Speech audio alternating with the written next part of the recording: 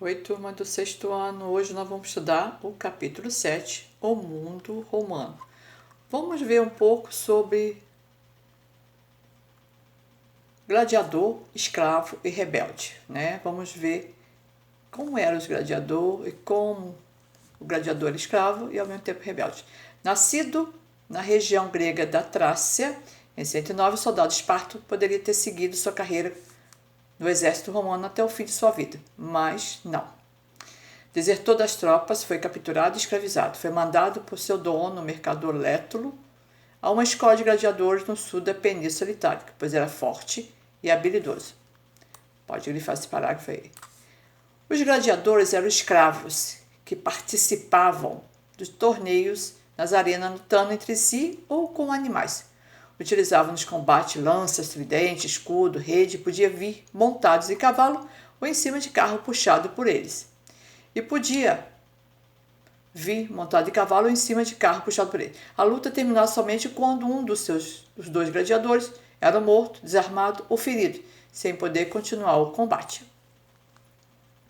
Esse espetáculo agradava muito aos romanos e os imperadores estimulavam essas lutas para oferecer diversão à população. Os gladiadores aprendiam a lutar em escolas específicas, recebendo um treinamento rigoroso para se tornar excelentes lutadores. Em torno de 73 a.C., Espartaco liderou uma revolta de escravos que treinavam com ele. Era o período republicano. É o período que depois nós vamos estudar, tá? Primeiro nós vamos estudar Roma, depois República e por último Império. A história de Roma se divide em monarquia, república e império. Então, era o período da história romana. Durante sua fuga, Espartaco e o seu grupo saquearam o carregamento de armas, garantindo a defesa de todos até a chegada ao topo do vulcão Vesúvio, onde se esconderam. Espartaco deu trabalho às legiões romanas, pois essa revolta ameaçou um dos pilares da economia romana, que era a escravidão, não só da Roma, como da Grécia, né? Como vimos em capítulos anteriores, os povos da antiguidade tiveram como base para o seu desenvolvimento econômico o trabalho escravo. Os escravos eram capturados, como eu falei, na Grécia, em guerra de conquista e expansão territorial também. Assim foi com os gregos e também com os romanos, tá? Que iremos estudar agora. A população escrava de Roma fez toda a diferença para que a cidade se tornasse importantíssima no Império. Então vamos lá. Primeiro eu falei com vocês, nós vamos estudar sobre a monarquia, tá? A história da Roma se divide em monarquia, império, república e império, nessa ordem. Monarquia, república e império. Então vamos primeiro à monarquia. A região que hoje conhecemos como Itália era povoada desde o século IX a.C. por diferentes povos que viviam na Etrúria, hoje conhecida como Toscana. Também desde o século VIII a.C., os gregos habitavam o sul da Itália e a ilha da Sicília. Roma era uma pequena aldeia fundada pelos latinos que chegaram à Itália em torno de 2000 e se fixaram na região do Lácio. Tá? No século VII, os etruscos conquistaram os latinos e Roma transformou-se numa cidade maior e cercada de muralha. Esse período da história romana, que nós vamos ver agora, chama-se monarquia.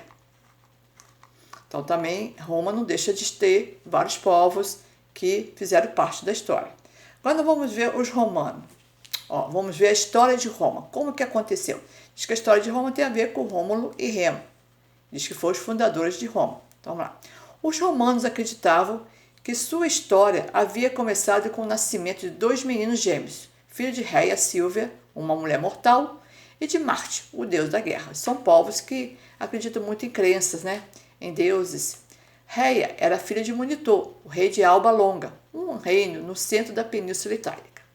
Quando Amúlio, irmão de Monitor, descobriu que sua sobrinha havia se tornado mãe, ele aprendeu e tentou matar os gêmeos, jogando-os no cesto do rio Tigre. Ele se viu ameaçado pelos filhos de Rhea, que poderia tornar-se reis. A correnteza acabou levando o cesto com os gêmeos para as margens do rio, em uma região próxima ao Monte Palatino.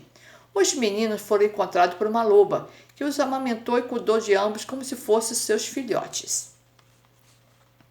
Certo dia, eles foram encontrados e levados por um pastor chamado Fausto, que lhes deu os nomes de Rômulo e Remo.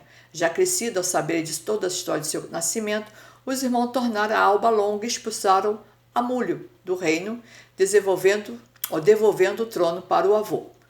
Numitor recompensou os netos, permitindo que eles fundassem uma cidade.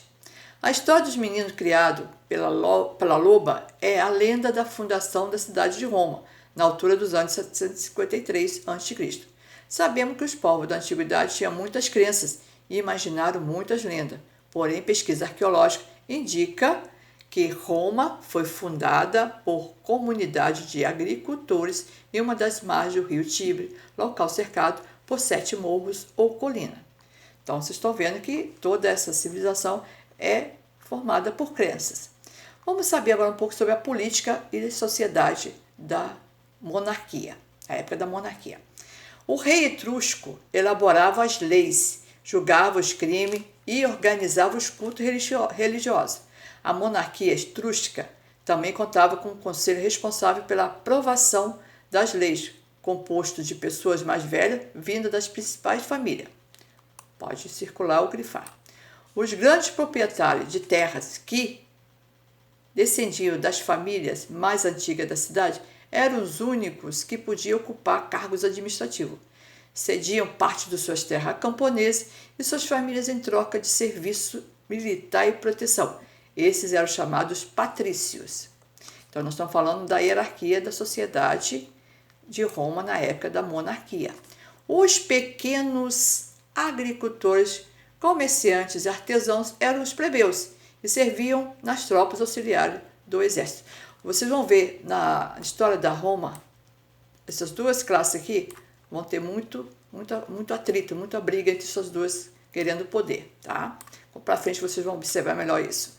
Por fim, na base dessa sociedade estavam os escravos, que eram prisioneiros de guerra ou aqueles que não haviam conseguido pagar suas dívidas. Trabalhavam na lavoura e realizavam serviço doméstico. Não deixa de ser diferente da Grécia, né? Que também eram escravos, era assim.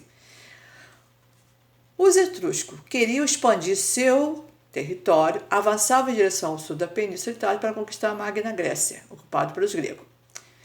Mesmo sob domínio etrusco, Roma se desenvolveu beneficiando principalmente os patrícios romanos. Lembra que eu falei das duas classes que brigam muito, patrícios e plebeu. Só que aqui Roma está beneficiando os patrícios, que eram os senhores das melhores terras e das maiores. Como não exercia o poder político, os patrícios encabeçaram uma conspiração e atraíram os plebeus para sua causa, prometendo dividir com eles o poder. Claro, expulsaram o rei e conquistaram o poder, mas não o repartiram com os plebeus. Enganaram ele, né? Sentiram que aí eles foram enganados. Então, aqui, eu vou parar por aqui. Na próxima aula, a gente vai estudar sobre a República. Um beijo, tchau, tchau.